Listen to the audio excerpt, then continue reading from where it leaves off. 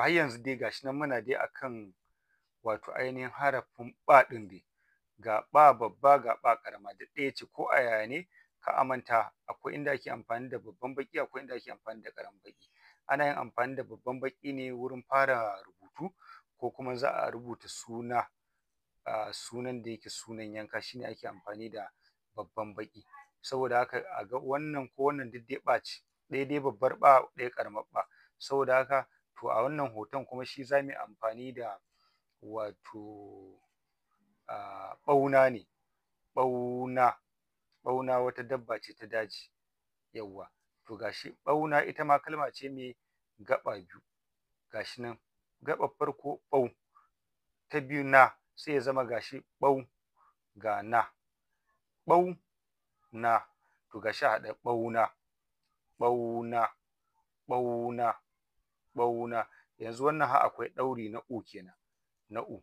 Saboda haka ga hoton ɓauna ga sunan ɓauna, ga hoton ɓauna ga sunan me ɓauna. To ita ma gashi nan ga magana nan za mu haɗa a taƙaice da ita. Ɓauna dabba ce, ɓauna dabba ce. To so nake shi ma wannan sai a kawo min akasin wannan jimlar, in na ce akasi ina nufin wato jimlar da ta saɓa wa wannan maganar.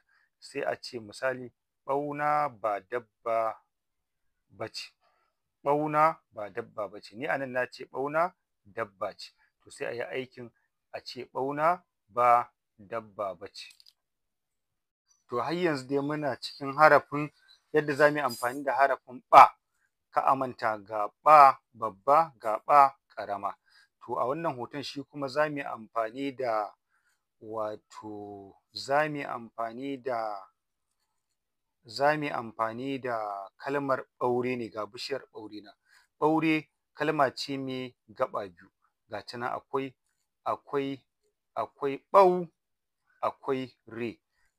Gaɓar farko ita ce ɓau, ta biyu ita ce re. Kar a manta nan harafin ɓa ne da a da u sai ya zama ɓau, nan kuma harafin ra ne da wasalin e sai ya zama ɓau, nan kuma ya zama re, a haɗe sai ya zama ɓaure, ɓaure.